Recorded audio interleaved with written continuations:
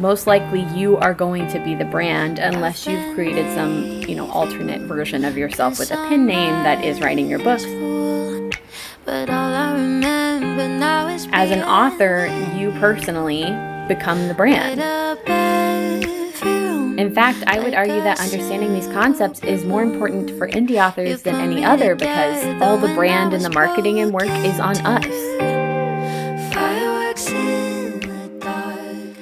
Welcome back to my little corner of the YouTubes. If you are new here, my name is Jessica. I'm an indie author with 2 books published in my young adult sci-fi romantic series, and the 3rd one is coming out in June, which I am very excited about because it is a trilogy, which means that the 3rd book will be the final book. So it's really exciting to just wrap that entire part of my career up. A fun little fact about me that I don't talk a lot about is that I do have over a decade of digital marketing experience. I worked for an agency for a long time, and I've worked with a ton of different businesses and different entrepreneurs building their businesses and trying to figure out how to best go about branding them. I know I do talk a lot about graphic design, which is the primary skill that I brought to that job. And that was the thing that I love to do the most, but I do have a significant amount of digital marketing experience. That's actually why I chose the indie publishing route in the first place, because I felt really confident that I could produce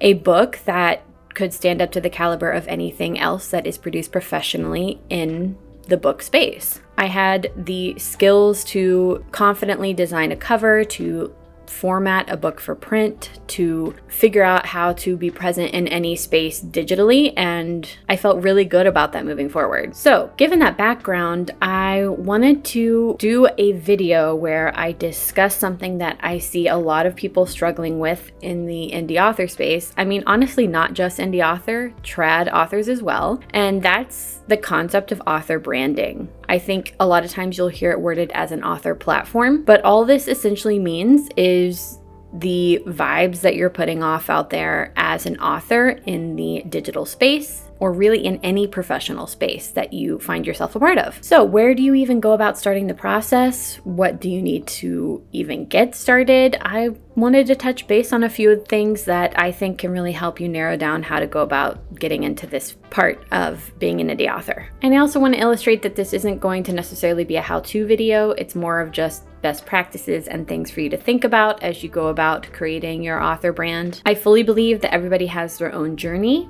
Everybody has their own comfort level. Everybody has a different way that they want to approach being present as an author. Obviously, not everybody has YouTube channels, and not everybody has Instagram, or not everybody has TikTok. I really think you need to pick the areas that you want to be a part of, because the more authentically you can show up in those spaces and the more consistently you can, the better the reaction of your audience, whether that's readers or that's people watching you on different platforms, will be. For me personally, I wanted to create an author brand online that was not only authentic and I felt like really illustrates who I am as a person, but is identifiable, that's recognizable. Because ultimately that is the entire point of branding. That's the entire point of marketing in general. It is to be recognized by consumers, to illustrate to them who you are, to have them recognize it across different areas, and to identify with it enough to either purchase or engage with it. So today, that's essentially what I wanted to do. I wanted to talk about how to effectively translate yourself and your energy into the author space online. And I really think this is important even if you're brand new and starting out your writing journey, if you don't have any books published, or if you're a seasoned author and you're just looking to, up your game and figure out how to be more present and be more professional in all the spaces that you want to appear on. So the first thing that I usually do with clients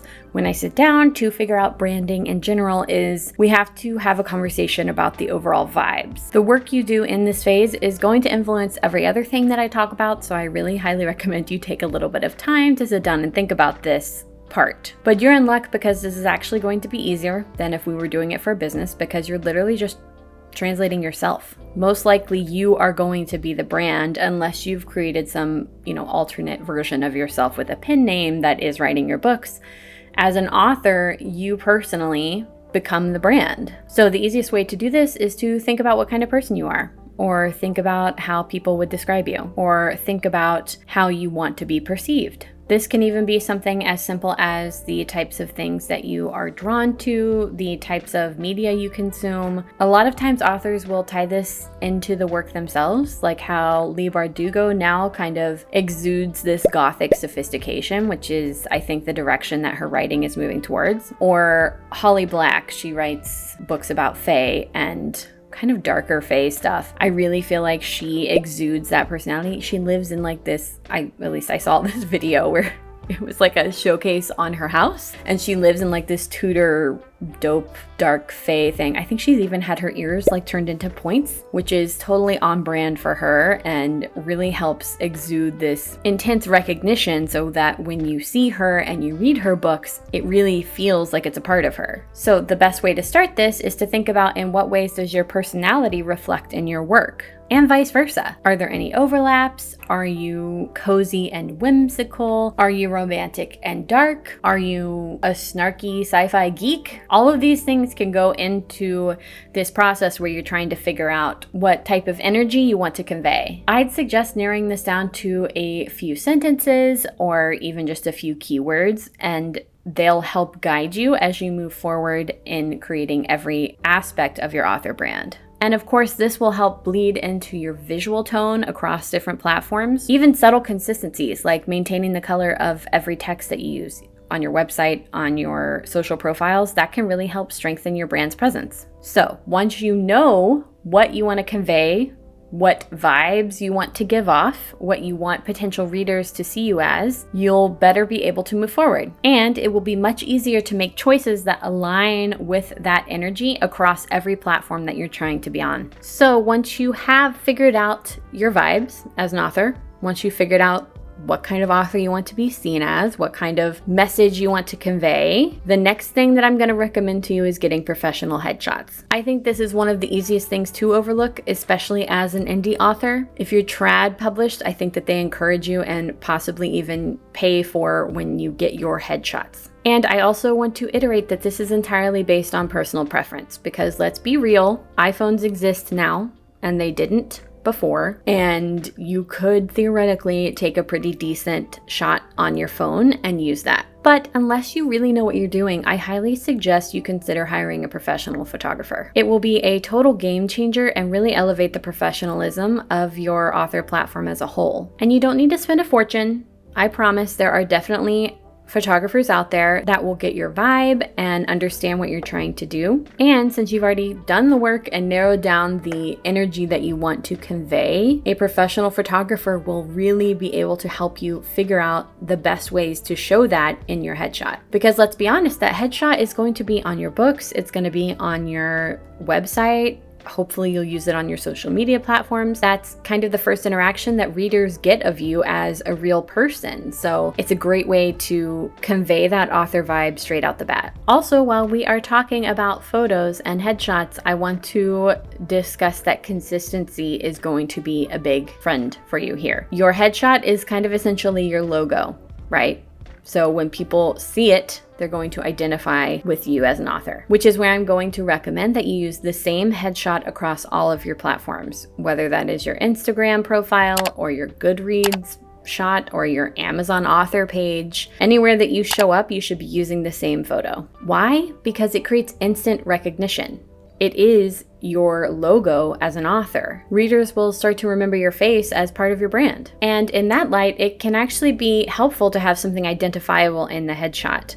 Something like a defining colored shirt, or if we take a look at mine, I have a really vibrant kind of orange background on it. Ignore the fact that I'm wearing a hat that seriously dates the photo. If I could recommend something to you, it would be to not wear a hat. I don't know what I was thinking, but it happened and I haven't gotten my headshots updated, which I will be doing soon. But until then, the hat stays. But it's a professional shot with a really vibrant background that is recognizable. Believe it or not, I've been talking to a total stranger before and mentioned my book, and she looked it up and recognized my headshot from the book listing because she had seen some of my YouTube videos and I used the same photo there, which is absolutely wild. And I think it really shows that that type of brand recognition works. And as any good marketer knows, brand recognition is half the battle to get sales. And that way you can almost create a relationship with readers readers before they even pick up your book. Okay, so the next tip I have is to keep your handles consistent across platforms. This is really easy to do. Sometimes it can take a little bit of legwork on the back end because you're going to have to play around with different spellings. In general, just your plain name is going to be taken, so you're going to have to get a little creative with it. But wherever you're appearing, if it's YouTube, if it's TikTok, if it's Instagram or Blue Sky or whatever, if you make sure that your handle is the same, that is going to also make it easier for readers to find you on whatever platform that they prefer. And later, when you're uber famous and doing interviews and people are like, oh, where can I find you? It will be super easy to just rattle off the one single handle like mine, Medina J. Lynn, and just say, you can find me everywhere via this handle. And that goes for print promos too. It makes it very easy for me when I put my handle for any social media account on anything printed, because all I have to do is a little @ Medina J. Lynn and any type of logos I want to include, and people will know what that means and that they can find me on every platform with a single tag. But trust me, it will be worth it to spend the time to create a fun little funky custom tag that is solely yours on every platform that you're present on. And while we're on the topic, I do recommend going ahead and claiming those pages on every platform for your handle, even if you're not planning on posting there or being present there. The handle will still be yours. So if you don't have an Instagram account or if you don't have a YouTube channel, I would still recommend you go and create an account and go ahead and claim the tag that you have decided on so that no one can ever take it from you in the future. And who knows, you might get a wild hair and want to start posting on that someday. Another element that I really recommend for author branding is to create a media kit. I know it may sound a little intimidating and fancy at first, but trust me, it's really important for you as an author. This is something that I think all trad authors have because a publishing house makes sure that you have your bases covered. And it's super easy for you to put together as an indie author as well, so I highly recommend you just take a little bit of extra time. What is a media kit? It's really simple. It's just a folder essentially that contains all of the relevant information about you. A lot of times it will be compressed into one PDF.